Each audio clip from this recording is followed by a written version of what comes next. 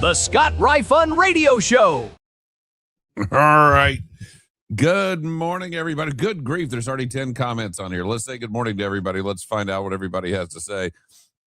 Again, it's not a morning without a thumbs up from Paul McClellan.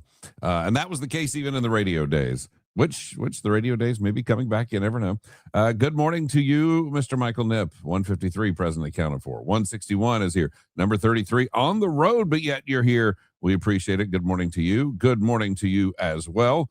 And good morning, everybody's wishing some great good mornings. Think we can get 55 more subs by the end of the show today is the question being asked by the Jacksonville bureau chief. Why is he asking that? Because we are on the precipice of that magic 1,000 number that we have been talking about now for a little while. And we are at 945 right now. 945. Can we get to 1,000 while we're on this stream today? That is a great question. I hope the answer is yes. We'll find out. Let's see. David says good morning from New York City, North Carolina. Sorry.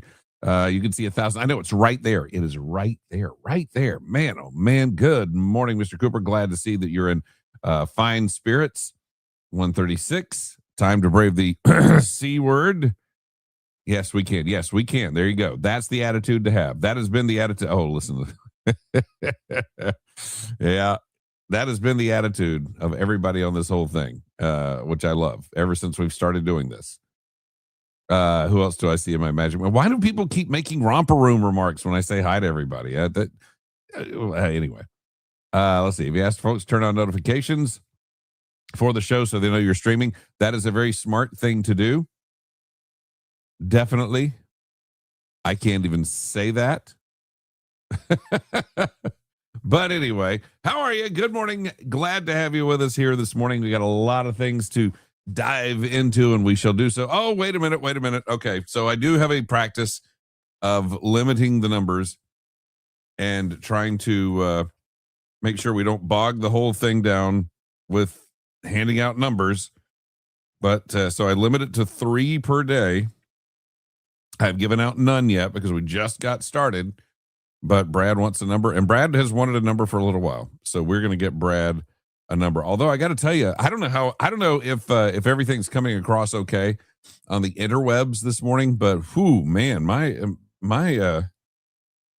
Live Oak connection's been a little spotty today. And I don't know if it's the device. I don't know. It's just everything's been just a little sluggish on just about everything I've had to deal with here this morning for whatever reason. But let's see. We're going to get, there we go. Okay, it's coming up now. So 165 is going to be Brad Birch. And Brad has called the program before. I can attest to that. He is certainly one of the South Georgia 40. Hi, there's a nice, is that a wave or is that a hand up? Is that, you have a question? Is that what that is? Chuck, good morning, and good morning from the Brewers on the morning drive. Anyone else hear a massive boom late last night? I did not hear the massive boom. If anybody did hear the massive boom, let us know. Good. Glad to see that the Dothan bureau chief is able to get us fine and that the internet connection's good. Very, very glad to see that. So where do we start? Where do we start talking about things? You know, I saw a couple of different things as I was show prepping. Yesterday, I saw this. The Glenn County Board of Commissioners proud to share that the Canal Road and Glencoe Parkway roundabout has been named the 2026 Project of the Year in the Transportation $5 million to $25 million category by the American Public Works Association. Now, note that it's not like the Oscars where you just have the best picture. Oh no, you have categories. You have categories of taxpayer money that was spent for all of these things. The project added a multi-lane roundabout, widened and straightened roads leading into it, and shifted about 1,700 feet of Harry Jurgis Boulevard so it lines up more safely with Glencoe Parkway. These improvements make the intersection easier to navigate and help traffic flow more smoothly for everyone who uses it. It was funded by SPLOST 2022 with support from Georgia DOT grants and connects to early improvements made through SPLOST 2016. Thank you to our public works team, contractors, partners, and community for supporting the projects that make Glenn County safer and easier to travel every day. And then I saw on the front page of the paper of record today, Albany Street Drainage Project wins an award. That's right. It is also from the American Public Works Association. They have made the Project of the Year award from the APWA's Georgia chapter at the annual meeting on Jekyll this week. So the Project of the Year award, this also Project of the Year, this is transportation $5 million to $25 million category. This doesn't say at the start what it was, but like I said, it's not like the Oscars where you have the best picture and nothing else. But I don't know. Is there anybody else that's a little annoyed at the fact? And again, look, I think that roundabout's going to be terrific. I'm sure that the drainage project on Albany Street, it was needed. I'm sure it will be fine in the long term. And I'm glad people worked hard on it and all of that. But really, at the end of the day, do we need to give every major project an award? And I know, Debbie Downer here. I don't mean to be, but I guess my big problem is that there is an organization who is out there celebrating the massive amounts of taxpayer money that gets spent on these projects, and then giving people awards because they were able to capably spend millions of dollars in taxpayer money. And again, I guess they didn't incompetently spend it, so that is good. But I'm curious where our award is. I mean, we went out and earned the money that was confiscated from us in order to enact these projects. I would think that maybe we are entitled to an award. Wouldn't you think at some point? Maybe not. Don't know. But I feel like I don't know. I feel like having a giant convention for people who have spent taxpayer money and to celebrate the expenditure of taxpayer money is a bit much. I'll just say that. Mr. Blocker, good morning from Jessup. Let's see. Are those your pigs running around? I saw some video of some pigs running around. Not my pigs. Butch wants to. Butch deserves a number. Butch has been there. Butch is a long timer. Butch is a long hauler. So Butch will be my second number given out today. He is 166. There you go. Steven says, good morning. Yeah, Brad's got his number now. That intersection is great. I mean, look, it's fine. And it works well. And you know what's funny is there's a giant airborne picture of it in the social media post. And when you look at it from that picture, you go, how does anybody navigate? But at the ground level, it doesn't look like that, if you know what I mean. I mean, when you look at that aerial photo, you got to admit, looking at it like, ooh, that thing looks ridiculous.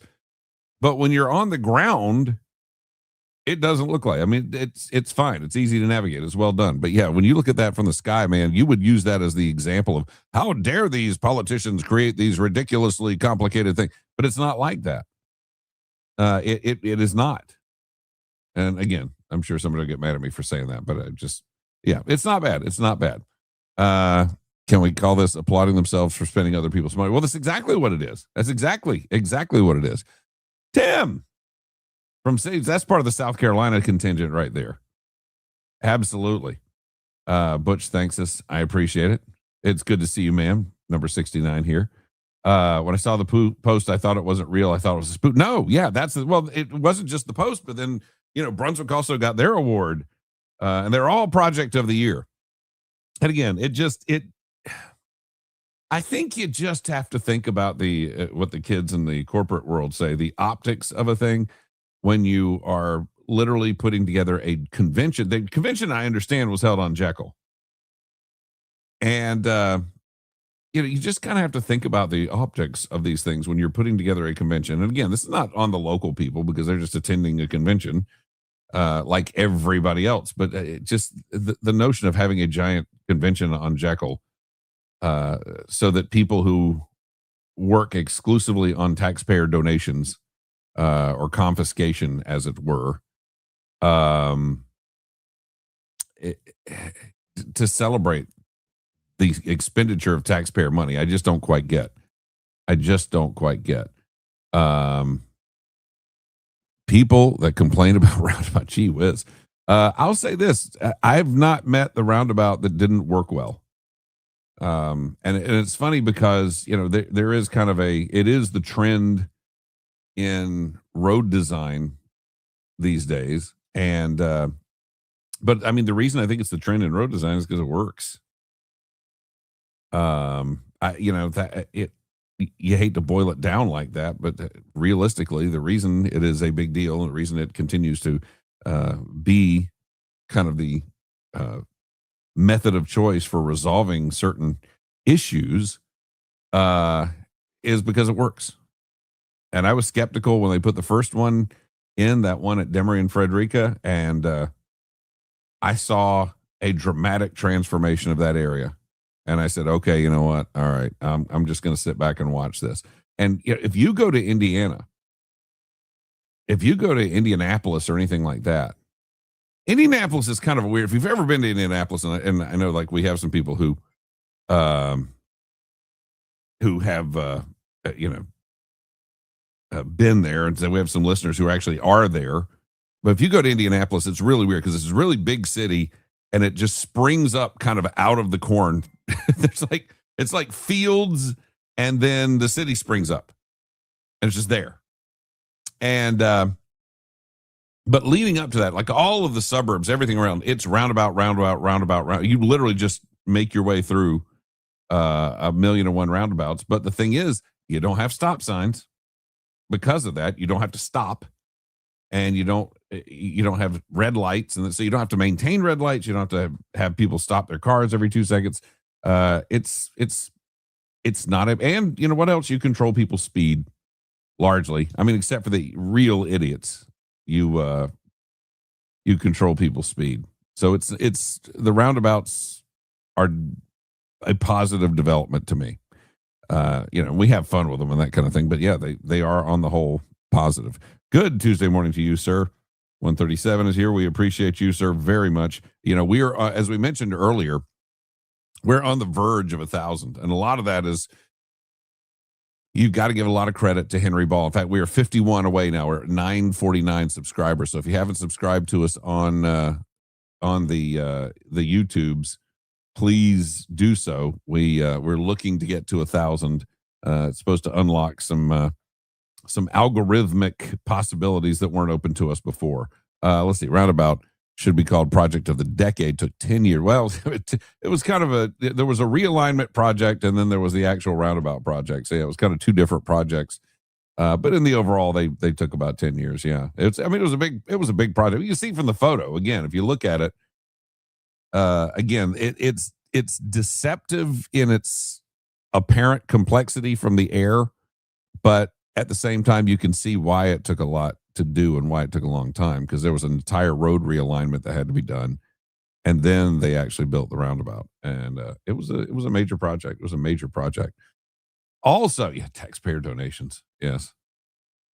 Let's see. Let's clear that off. We got a lot of folks.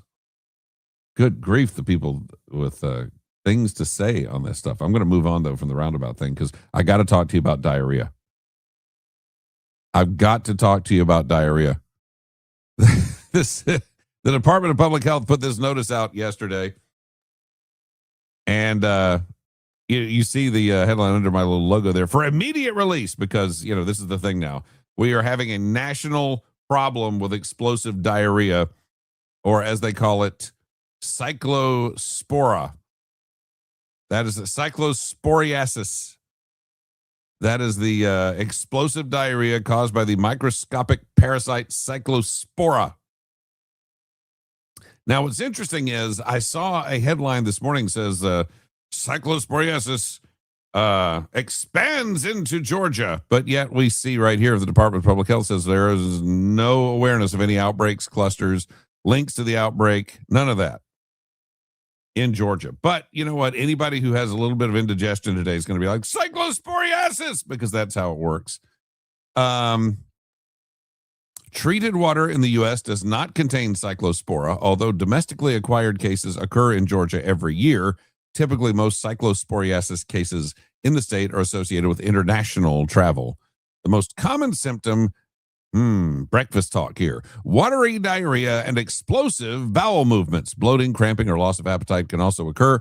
Most people with cyclosporiasis recover on their own. However, hospitalizations can occur when patients are dehydrated from diarrhea caused by the infection. The illness may last from a few days to over a month. Over a month. That's pretty hideous. But now what's interesting is, look at what they say to do to not get cyclosporiasis. Wash your hands with soap and water before and after handling or preparing raw fruits and vegetables. Wash all fruits and vegetables thoroughly under running water before eating, cutting, or cooking. Fruits and vegetables that are labeled pre-washed do not need to be washed again at home. Scrub firm fruits and vegetables such as melons and cucumbers. Oh, why did they use those as the example? With a clean produce brush. What the hell is a produce brush? I don't know what a produce brush is. Cut away any damaged or bruised areas on fruits and vegetables before preparing and eating. Refrigerate cut, peeled, or cooked fruits and vegetables as soon as possible within 2 hours. So what we're saying here is this all comes down to the fact that you chose to eat fruits and vegetables. I've been warning you for years against the fruits and the vegetables, and yet you continue to do it, and now you're suffering the consequences because you have cyclosporiasis, explosive diarrhea. There you go.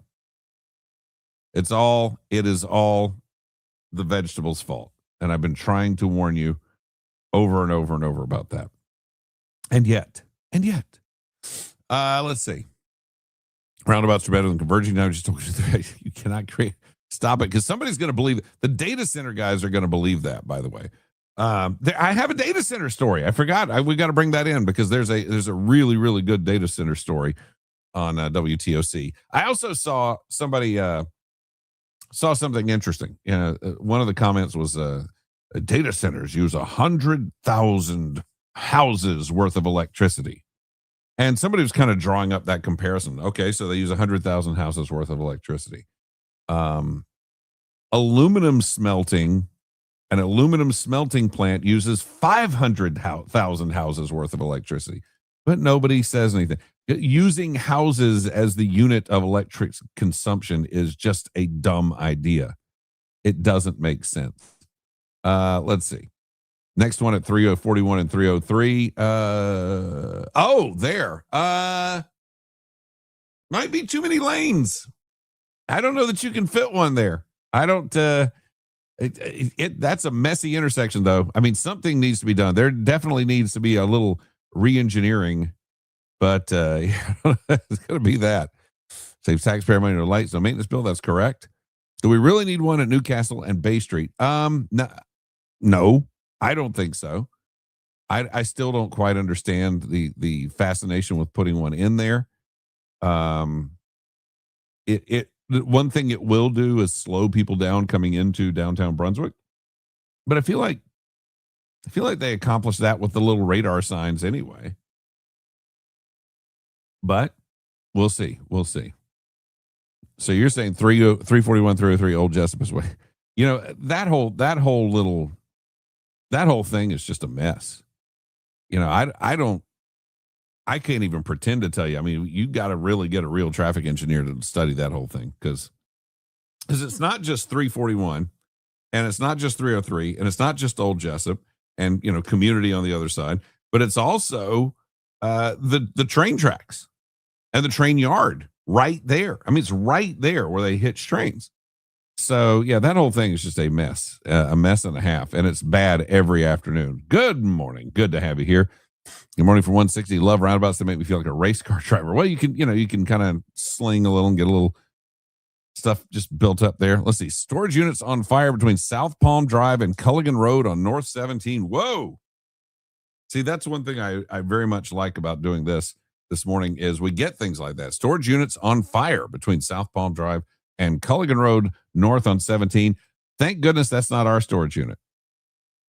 Ah, golly, I don't know what I would do. I don't know. I would probably, I don't, me, I'm pretty composed. Don't melt down mostly. I think if my storage unit went up in smoke, I'd probably melt down then. I'm just thinking. But yeah, keep an eye on that. Also glad to be here. That's a good thing. Dothan Bureau Chief says, don't forget to like each morning stream. Yeah, put a like on there because that algorithmically also helps us as we continue to teeter towards 1,000. And boy, we have really blown up these numbers a lot bigger than I thought we would. It's been a lot quicker to 1,000 than I thought it would be, and we're down to 49 now. We need 49 more to get to 1,000. We are a vote away from not having to change the clocks. Daylight savings. Yeah. Well, we shall see. Good morning. Diarrhea is definitely for immediate release. Thank you. Why do they keep diarrhea medicine so far from the front of stores? But they find it. People really not doing the stuff they recommend already. I thought all that was common sense. Well, that's how these things happen. And again, the best way that you can avoid cyclosporiasis, don't eat fruits and vegetables. There, I said it. Have they got a vaccine for? Oh, just stop. No, masking will definitely not help. And where would you put the mask, honestly? And for anything that makes me lose 5 gee, that's not worth it. Just trust me, that is not worth it. Fire is close to the Shrine Club. That's not good because that's a great facility. Was happy that they had there was the big thing with Gossett there a couple of years ago that I had a blast with, and hopefully a lot of other people did as well. Brad, that's actually just a side effect of the mess everyone's. Oh, stop, just stop. Why are we doing this? Why is this happening? Why? Okay, we got to move on past this. Oh, stop. Gee whiz. It's getting worse. All right. Wait a minute. Hang on. Here's something good. Okay. That is the GoFundMe for the old man with the camper. Okay. So that's the guy. He was pretty much living in his camper, and it got whacked the other day. And that is it. So I'm going to leave that up for a little bit as we continue to discuss other things this morning, because I think you need a chance to copy that down. So I'll let that one stand for a little bit. Terry Dixon's piece in the paper of record today. I'm not going to go through this whole thing. It's a very long piece, but it's very good. I mean, it's his word count. It's very long. It's very good about Lindsey Graham, kind of gives a little background, but this is the part that I think is the part that we need to pull out and we need to have the conversation about, because I think he's very right on this. Minutes after his death was announced, the vitriol from the crazy started from both sides. Progressive Anna Kasparian on the left and hateful anti-Semite Nick Fuentes on the extreme right had the same response. Let me also say this. Nick Fuentes is constantly referred to as a far right winger, but the guy is in favor of socialism. The guy is in favor of eugenics. I mean, the things these guys are in favor of are not right wing things. I hate to tell you. I know that they always say that, and they say it because I don't know. I mean, he wants socialism. He only wants it for white people. So he's a socialist. He's a racist socialist. But there are plenty of racist socialists on the Democrat Party. I promise you. Anyway, had the same response. Good riddance. They both posted, but not exactly in two-part harmony.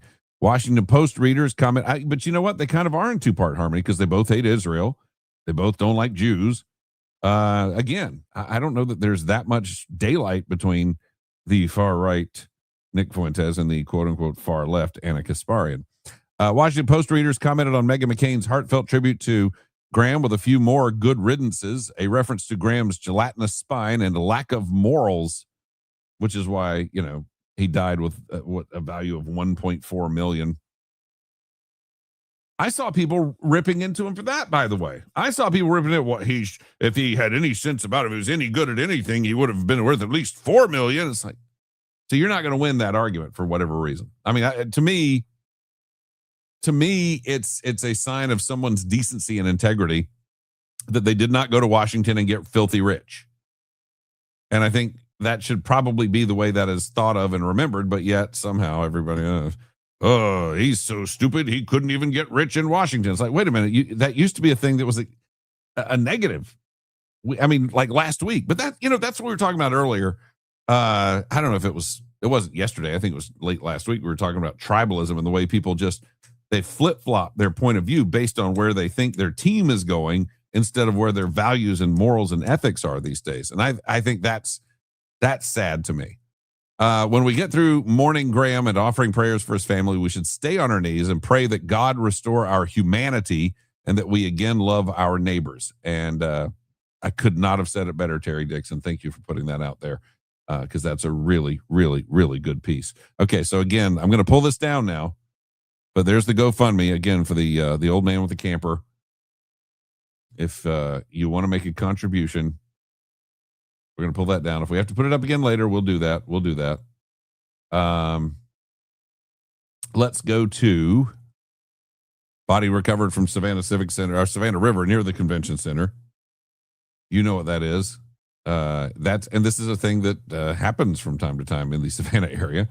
And particularly it winds up, the convention center. If you ever go down River Street and like all the historic stuff, and the convention center is kind of right across the river from that. You see it, you can't miss it. It's huge. And we've had a few of these in the last couple of years for some reason. I don't know if that's like the way things flow or what, but yeah. And we don't know if that was a murder or an accident or anything like that. 2 polls conducted near the end of June for the governor's race. Thought I'd throw this in here too. Each with over 1,000 individuals polled, both showing tight races. WIC, an Atlanta market intelligence platform, has Rick Jackson ahead 43.2, Bottoms at 42.7. That's Keisha Lance Bottoms. She's the former mayor of Atlanta. And she pretty much let the city burn 5 or 6 years ago. And didn't meet a left-wing cause that she couldn't champion. No, it wasn't 5 or 6. When was it? Yeah. We were up there for a wedding. It was in June. I feel like it was 6 years ago. I feel like it was 2021. But anyway, so yeah, they're a half point apart in that poll, but Fox News poll out has Bottoms ahead at 52%. Now they don't have any undecided. The WIC poll has 14.1% undecided. Fox News says you have to either decide or not decide. There's a less than 1 point margin of error, 3 point margin of error for the other. But again, both within the margin of error. Even if Jackson's ahead in one of them, he's not ahead by much. And Georgians are going to have to knuckle down. Oh, interesting. Okay, so let's go back to this. So I'm being told there was an overturned boat on the river. Okay, and the other day, one person was still missing from that overturned boat, and this may be what that was. Okay, good to know. Not good that it happened, obviously, but Garden City, congratulations. You guys are getting an 88.07% property tax increase. Your fire fee went away through a lawsuit. And now you're going to have a property tax increase to make up for the loss of the fire fee. So you're going to go up 88.07%. That doesn't feel good to me. I don't know if you saw this or not. I was getting sent this a lot yesterday. Plane crash left one person dead, according to local officials. Monday in Candler County. FAA, National Transportation Safety Board, will lead the investigation into the cause of the plane crash that happened at 11:15 a.m. Monday in Metter. I don't know. I know they always say everything's better in Metter. I don't know that plane crashes are better in Metter. Beach 95 B-55 airplane departed from John Edwin Jones Senior Field, Metter Municipal Airport near Metter. So didn't get far. And that's, what they always say is pretty much the issues largely center around takeoff or landing. And sounds like this one centered around takeoff. We'll find out more as things go on. And Savannah Police Report. I thought for a second when I saw this was a story from the future, a future where guns have been banned at long last. And that then just, we'll get these headlines. Once they finally get guns banned, you'll see stuff like Savannah Police Department officers respond to a cutting on early victory. Because again, banning guns doesn't make people less crazy. It doesn't make people less violent. It just makes them do something else to act out their violence. So here, I was going to try this. Let me see. So that's not really working. Let me eliminate this for a second. There we go. I was going to try this and see how this works. And that way it doesn't cover up everything over here. But I got to get the hang of this still. In fact, can we just go ahead and resize this now? Because again, I'm learning this thing. Let's see. Let's do this. There we go. Not bad. Not bad. Okay. So there you go. So, yep. When did Glenn County government decide to let exit 36 turn into the sewer of Glenn County? I grew up here. My business is here. And yet I drive down 341 at I-95 and I see prostitutes and crackheads everywhere. This was once the gateway to the Golden Ilse, the most prosperous 2 square miles on I-95. Who decided to let exit 36 be the dumping ground for this? A lot of what happens is new opportunities arise. Businesses go, hey, I like that shiny new place over there.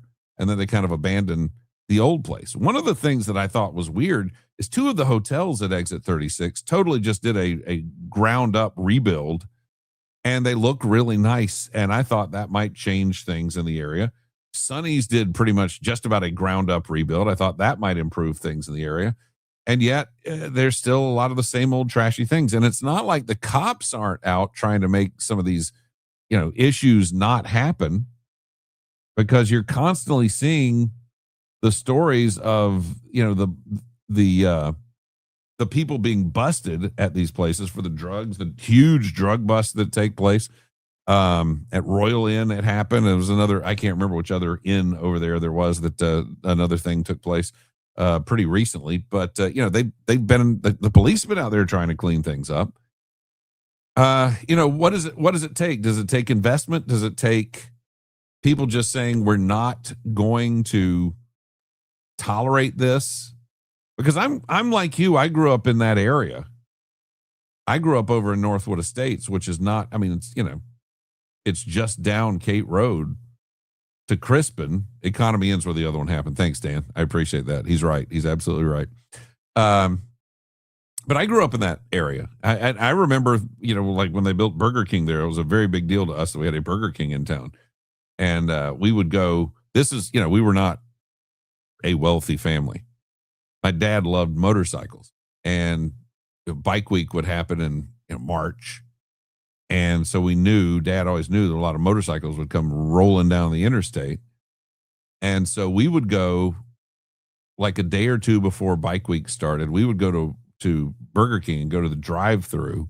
And again, we just thought it was fantastic. Because, Burger King, for crying out loud. We didn't have it before, and it was all over TV. And then all of a sudden we had it. And we would go there and we'd go to the drive-thru and we would get our dinner at Burger King, and we would sit in the parking lot. He would park the car in such a way that he could sit while he ate dinner. We sat in the back seat, obviously. And while dinner was being eaten, he could watch the motorcycles go by. And so that was kind of a thing. That was a big deal to us. I mean, exit, that exit, which I guess at the time was exit 7. Exit 7 was kind of a neat, big deal, interesting place full of lots and lots of growth. And the problem is we were out in that stretch in that neck of the woods yesterday because G-Man was looking at a house, and decent house. The first one he looked at last week, but this one, not bad. But so, we drove through all that. We were in the middle of all that again. And it breaks my heart to see it because, well, for a couple of reasons. One is, again, you have that kind of nostalgia thing of gosh, this used to be nice. And now we saw the same thing. We saw, the prostitutes and everything else walking around. You kind of can't miss it.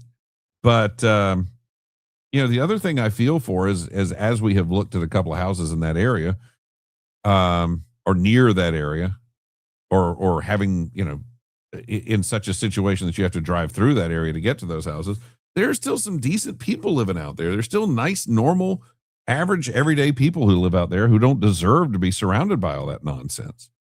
So yeah, there's a lot to be said about that. What is the solution? I don't know. Do you create an enterprise zone or something like that to encourage investment in the area? I don't know. I just don't know.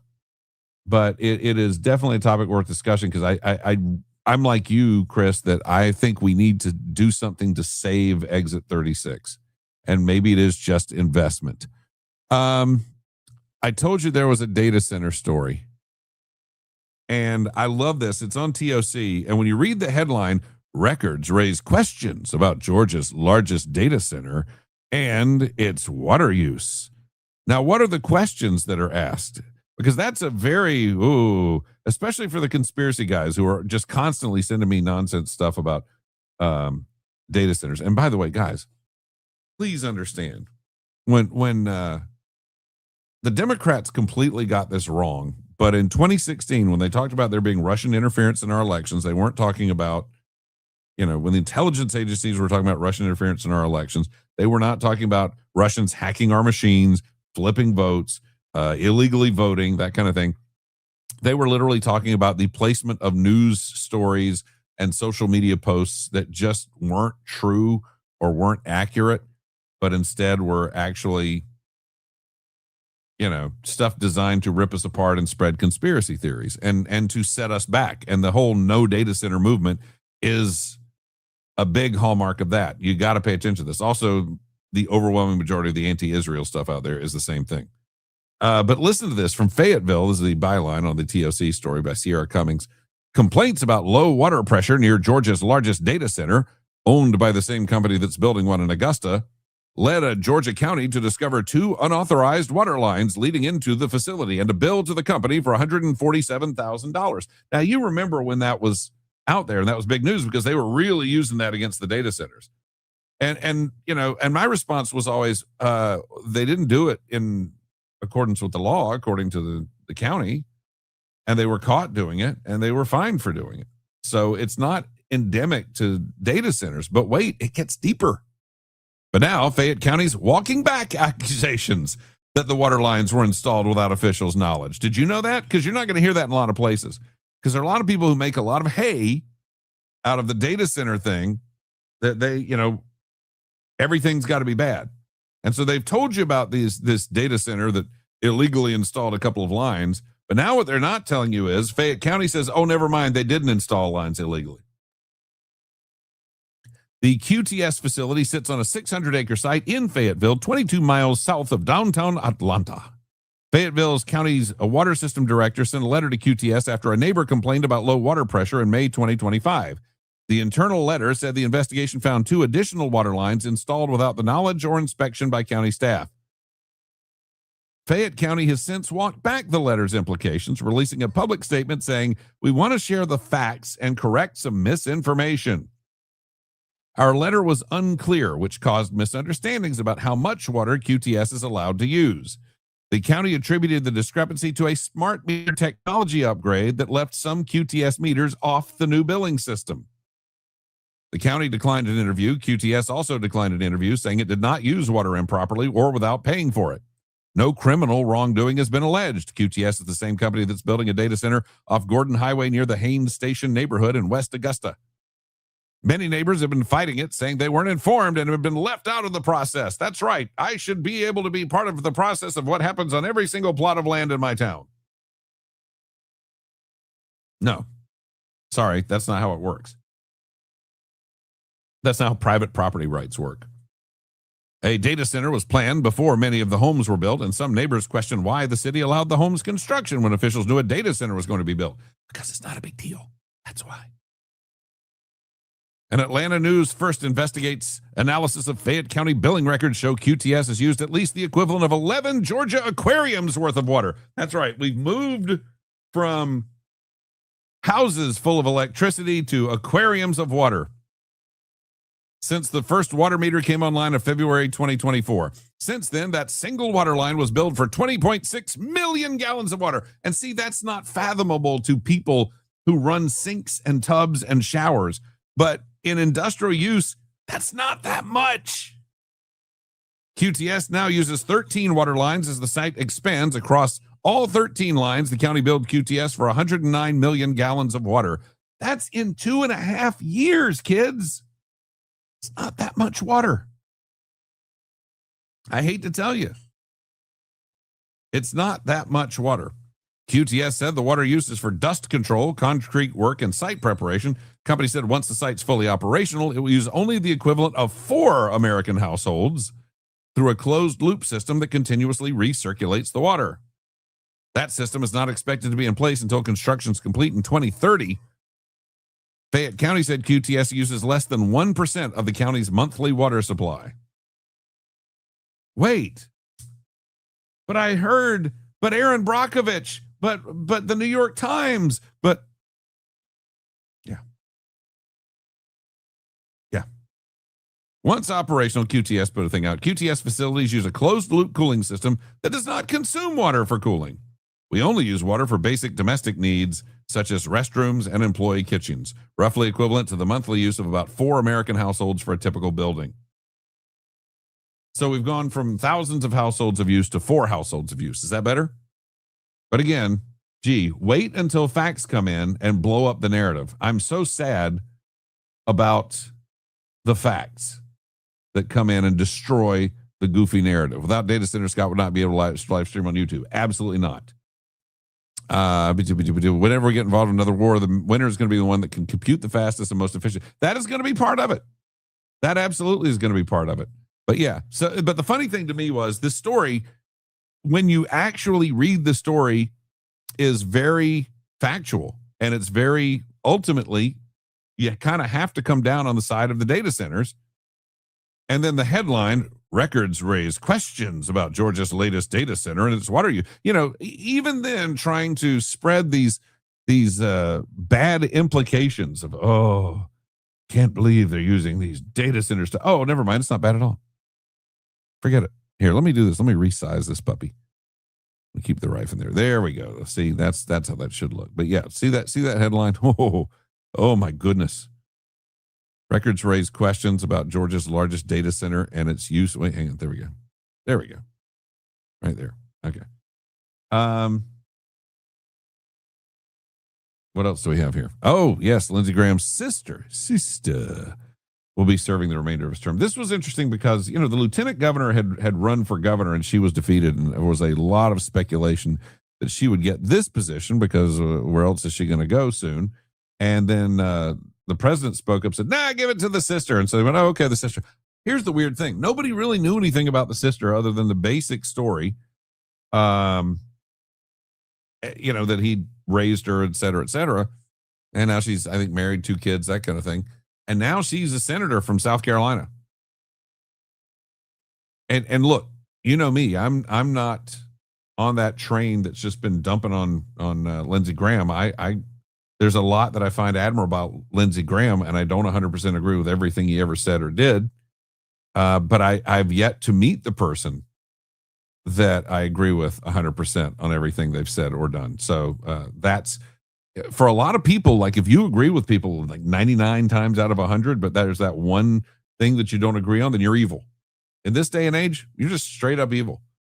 And I don't do that. I don't run my life that way. I just can't. And so, yeah, there we go. Yeah, but then the numbers disappear. Okay, never mind. I'm not going to do that. There. So anyway, there are those who unfortunately feel that way. I don't, but I do kind of question this. I mean, I guess it's a nice tribute, but I don't know what her qualifications are. I don't know what she does for a living. I don't know. I know nothing about Darlene Graham Nordone other than she had a rough upbringing and that her brother very, very much helped take care of her and helped raise her. And so I feel she's probably a very good person with a very good moral foundation. I don't know what qualification she has to be senator. And I don't mean that in any insulting or denigrating way at all. Let's see. Wonder if these people would protest a hospital's water usage if they just saw the numbers and not the location. That's true. That's a good point. And yes, our planet is only 70% water. If we could just find a way to remove the salt from so much of that water, we'd have enough salt to last forever. Anyway, One last thing I've got this morning. I know it's a little short, but we got a lot going on this morning. And that is Ben Sass. I don't know if you've seen this or not. Ben Sass, who announced in December that he had stage 4 pancreatic cancer. The implication was he had 3 to 4 months to live, and he has gone on this amazing tour, really teaching people how to live. And Ben Sass is another one of those guys that I liked. He got run out of town on a rail for not being MAGA enough, but the reality is he's a good conservative guy. He's a good human being and a good family man. And he's just a good person, and he's really gone out there and shown people this is how you die, gracefully, with a lot of discussion, with a lot of obedience to the Lord. I mean, it's been amazing to watch him. Now we're finding out he's been taking this experimental medication. I don't know if you saw this or not. He did an interview with New York Times and Ross Douthat, where his face, I mean, it was gross looking. He looked like a creature out of a some kind of a Rick Baker mask or something, because he just had just like bloody scabs all over his face, and looked horrid. But it was a result of this experimental medicine he's taking. Because look, when you've only got a couple of months to live, then you take experimental medicine. You take whatever you can take to try and lengthen that life. And they're saying now that experimental medication, his tumors have been reduced 80%. They're not gone. And, he's not cured. And he still has a death sentence. But then again, we all technically have a death sentence. But to have shrunk his tumors 80%. Again, Ben Sass was supposed to be gone 3 or 4 months ago. And he's still with us. He's still fighting. He's still doing his podcast. He's still doing appearances. And he's still just having conversation with people. And I would encourage you to go and check out his podcast and just listen and watch some of his interviews. If you haven't yet, the guy has just been remarkable. I will tell you that, right after he left the Senate, he was selected to be the president of the University of Florida. And I reached out to Chancellor Rodriguez immediately and just said, this guy's a great hire.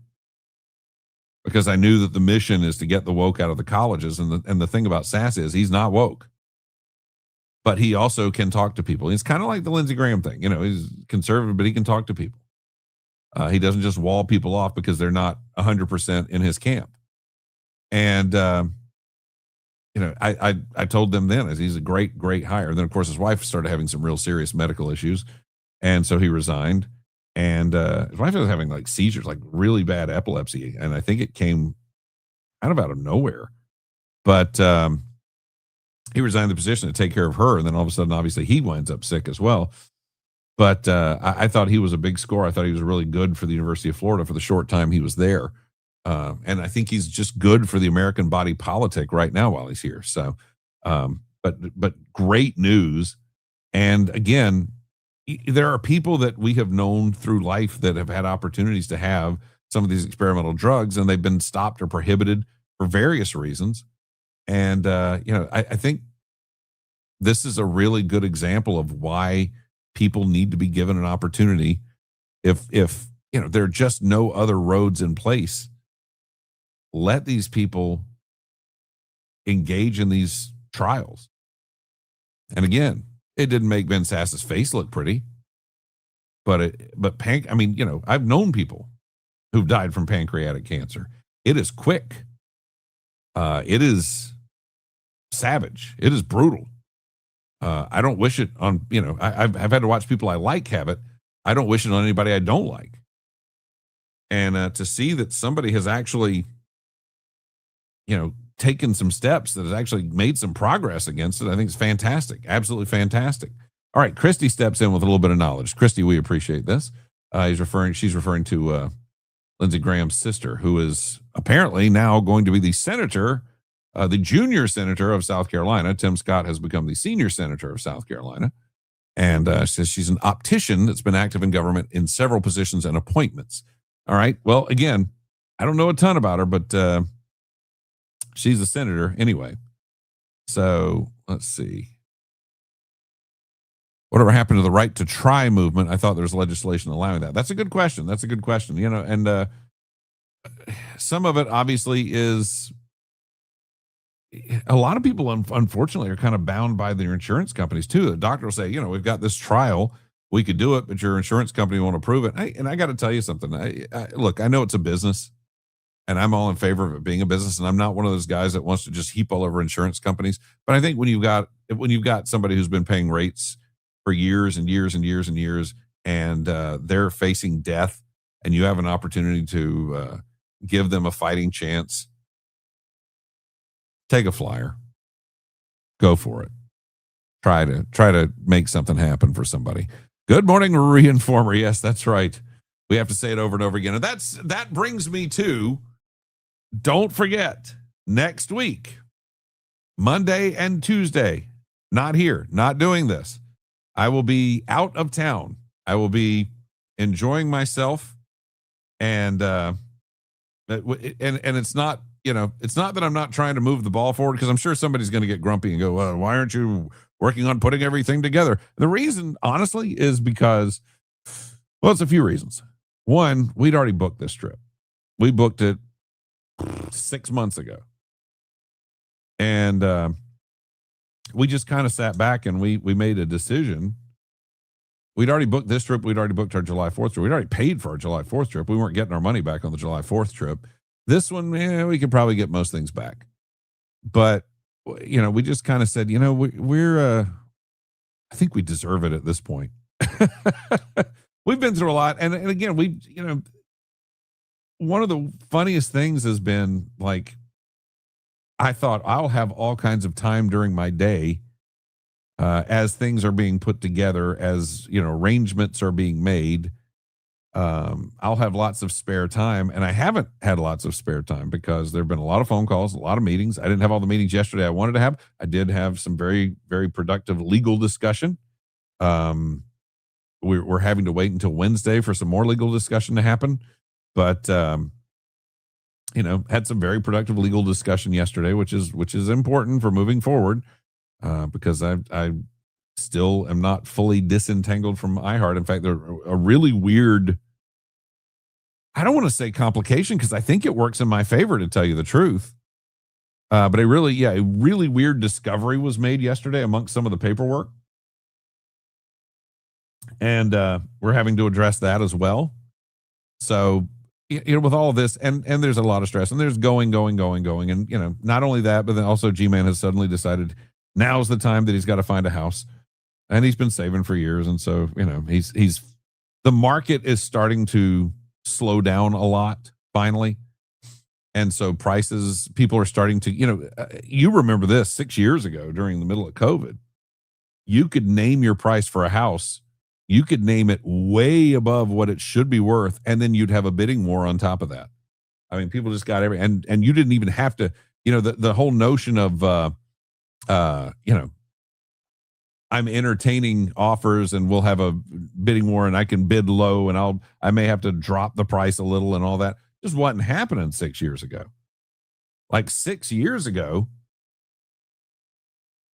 you started it way above what you should have, and then you bid up from there. So, we're starting to reach a point, as a realtor said the other day that we were talking to, there's a lot of inventory and not a lot of buyers right now. So that's, again, economics 101.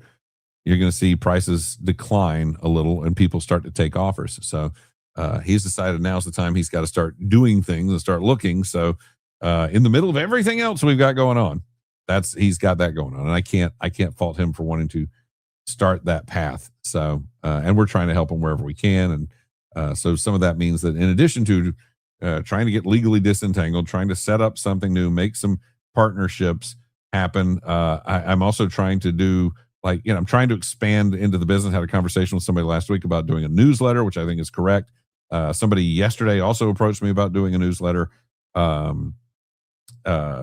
I wrote a piece for the Islander yesterday. I spent time yesterday sitting and writing a piece for the Islander because I felt like that's a thing that I want to do as well, and going to kind of keep it out there. And my thought is, what I'm going to do is I'm going to put it on. I'm going to send things to the Islander because Pam asked me to, and she may ask me to stop at some point too, because some of the stuff's probably going to tick people off, like the one I sent yesterday. But she posted it right away. She put it right up there. But my thought is, I'm going to give it to the Islander, and you can subscribe to the Islander. And then after a little bit, I'll put it on my Substack, and eventually we'll do subscriptions to the Substack once I start getting the ball rolling and really putting some content out there. But it took a couple hours to put something together for that, and to do it right, and to research it, and to fine tune it and all of that. And then I used AI to go over it and said, AI, make some suggestions. And then it made like 4 suggestions. And I said, no, I don't like any of those suggestions, and ignored them. So, but it offered. It was like at the bottom of the right-hand corner. It's like, hey, would you like to use AI to refine the thing and make it better? I'm like, yeah, sure, do that. And it's like, do this, this, this, and this. I went, no, I don't like any of those ideas. We're keeping it like it is. Thanks, though. So I defeated AI there. What are you going to do? But anyway, that having been said, there's a lot going on. I'm not unbusy. I'm not sitting around the house in my slippers. It's good. There's good stuff happening. So anyway, that having been said, I'm going to get out of here because Mrs. Riffin's got a doctor's appointment. I want to make sure everything's good with her before she takes off. And I'm going to shut this down for now. But don't forget, we will be at Mack's off of Highway 341, New Jessup Highway. And I say New Jessup Highway because that's the way it is in people's Maps app. So we'll be out there 7:00 tonight. We will do our thing. It's Garrison, but has heard it's impossible. That's what they keep saying. But I will tell you, we looked at one yesterday. He was kind of smitten with that house yesterday, and it was not a bad. The one last week, but the one yesterday, not bad. But yeah, he's interested in looking around and making some offers. And again, that was one of the things we talked about was, the people on this house are interested in entertaining an offer. You can go below what they're asking. And that hasn't been the case in years. So anyway, let's see. Congress should have to use Obamacare. They would not be there 40 plus years. Yeah, you're right. You are absolutely very, very right. All right. I've got to get out of here. I will see you guys tomorrow morning. Again, don't forget, Max Trivia tonight, 7:00. We do have fun. If you've never been, show up, have fun with us. It is a lot. It is a blast. We have a lot of regulars. We've had some really, really big. I say big rooms. We actually have it in 2 rooms now because it's so widespread now. It's so gigantic. But feel free to come out and join us and have fun with us because it is a blast. We'll start at 7. I don't go real late either. I mean, you want to get there early enough to sit and order, and then I'm done by about 8:30. So it's not bad. It's not a bad night, and I try to keep it that way. Hang on a second. What does that mean? What does that mean? What does that mean? About Kiss on email. Do you send me an email? I'm not seeing it. I'll pay attention to it. If there's an email about Kiss, well, clearly I'm going to want to read it. But I don't know what it is yet. So anyway, I got to get out of here. See you tonight at trivia. If not, I'll see you tomorrow morning. Again, don't forget, like and subscribe on YouTube. We were trying to get to 1,000 this morning. I don't know that we got to 1,000. Let's see what our final number was. Yeah, 952. We're 48 away. We didn't pick up as many today as we have been picking up in recent days. We're trying to get over 1,000 so that we can unlock some favorability with the algorithm. Oh, okay. So anyway, that having been said, we'll get out of here. Again, remember, trivia tonight at Max, 7:00. Monday and Tuesday of next week, no stream. And I'll see you in the morning, 7:00. Don't miss it. Have fun. Be safe. Stay cool.